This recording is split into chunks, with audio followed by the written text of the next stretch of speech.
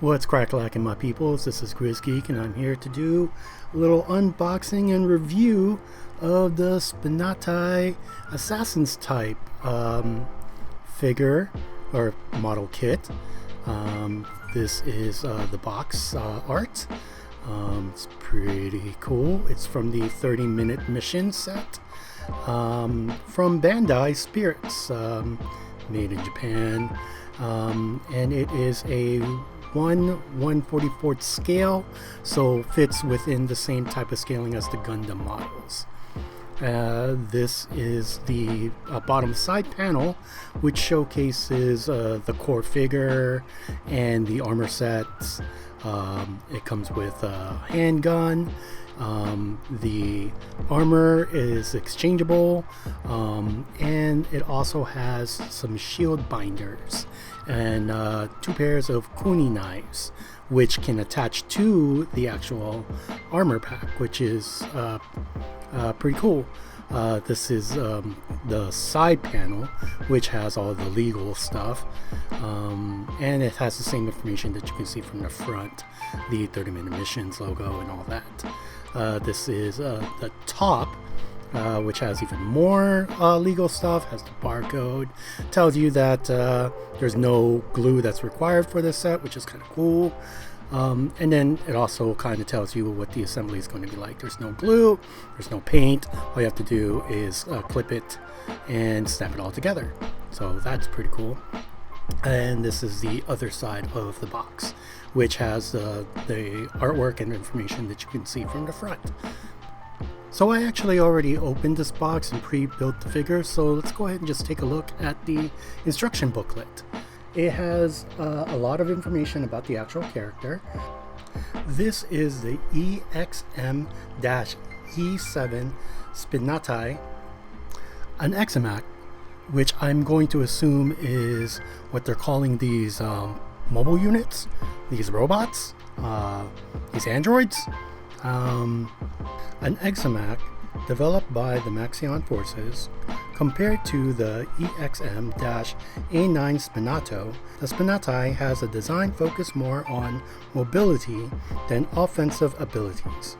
Similar to the Spinato, it can equip additional armaments without removing basic exterior armor, and can equip or remove them depending on the battle situation to gain superiority in combat.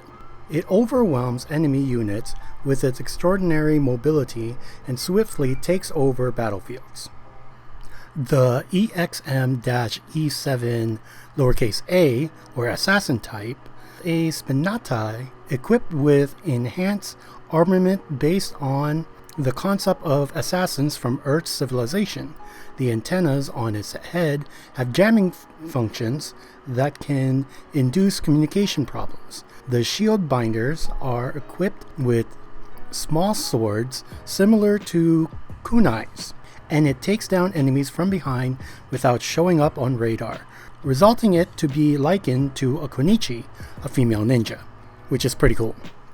So from what I am gathering, the Spinatia is a female type body core robot, and they have different types. In this particular case, this particular type is the assassin type. Okay, so now let's get down to the story. A few decades has passed since an interspatial portal or gate suddenly appeared in Earth's atmosphere, an event which was later known as the Skyfall incident. Conflict still plagues the world, but the birth of a certain weapon dramatically changed modern combat tactics. The appearance of the EXM-E7a extended armament and module assemble and combine system quickly changed the world's military balance. 2XXX is drawing to a close. Another interspatial gate has opened in Earth's atmosphere. What emerged from the gate was an alien species from a planet Balion, which closely resembles Earthlings. The Balion forces began attacking countries with their machines, named the Portanova, which also resembles Earth's EXM-E7a units. The warring countries came together to form Earth's alliance forces. The war between Earth Alliance forces and the Balion forces had just begun. Years has passed since the war began, and as the battle intensified, a new gate suddenly appeared over the battlefield. Mysterious units on neither side emerge and launch an indiscriminate attack. So now there are three forces: the Earth Alliance forces, the Balion forces, and the Maxion forces. The Earth Alliance forces, a faction formed by bringing together the military power of each country to counter the hostile forces that suddenly launched an attack from the gate. XMX, developed by Cyrus, an IT company, is the cornerstone of their military power. The Balion forces, a mysterious force that invaded Earth from the planet Balion. They use military weapons similar to Earth Alliance forces, such as the XMX unit and extended armament vehicles, and aims to take over other planets. Maxion forces, a third force from Maxion that interfered in the battlefields where Earth Alliance forces and Balion forces were fighting. They retain military power that far surpasses the two forces and easily took control of the battlefield. So basically this is your standard Earth Alliance versus invaders from another world, mixed in with a third party that interjected because, I don't know, somebody pissed them off or something. I'm not really sure who the good guy or the bad guy is. Pretty sure you just kind of pick and choose whoever has the best toys and you pick your team. Okay, let's take a look at the rest of the instructions booklet. Here it showcases the different types of units in levels. Level 1, which is the Assassin's type, which can be customized differently. The bluish purple, which is Defensor type, and a level 3, which is a customize your own, utilizing different accessory weapons packs. In this particular picture, it showcases the witchcraft weapons with a sick looking sight, and a bunch of other different weapons that you can customize and add on that you can pull from other units. Inside the box you will find 3 polybags full of runners or sprue kits, which has all the different parts. There are 4 different colors. There is a gray, a white, a reddish pink, and a translucent green, which is the face mask. There is also a rubber piece that has the ball joints that attaches the limbs to the body.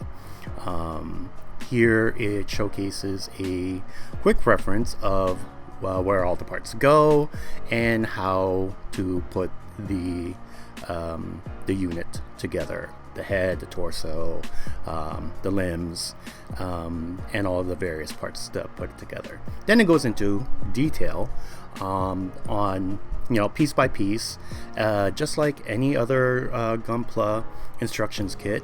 It's fairly straightforward. You just kind of follow along and snap the pieces together after you snip it off the tree or the sprue kit. It also showcases that there is a way to display this on a flight display stand, probably the standard flight display stand that they normally have for other Gundam units. That particular stand is sold separately. It did not come in this kit. And then it also showcases how to attach the armors and the weapons parts, which are optional, onto the core unit. And that's pretty much all the stuff that's inside the instructions booklet. So let's go ahead and put this thing together.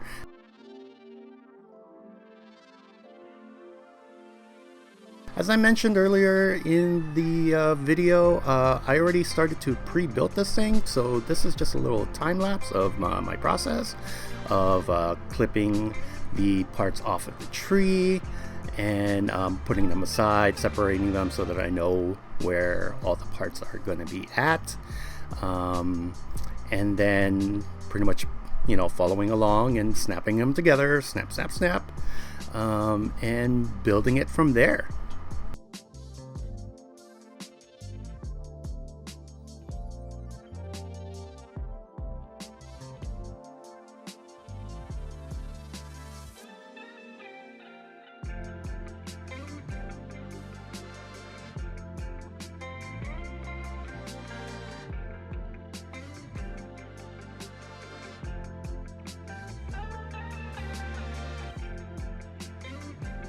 Just having a little fun here, you know, making a little wavy motion.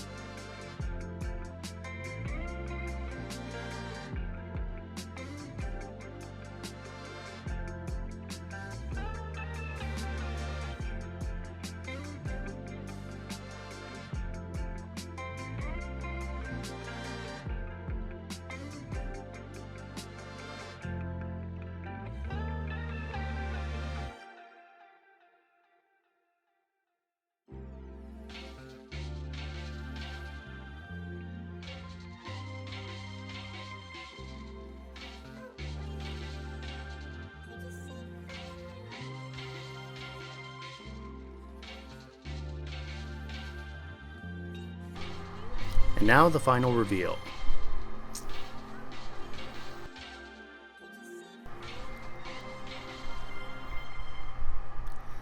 Looks pretty good to me.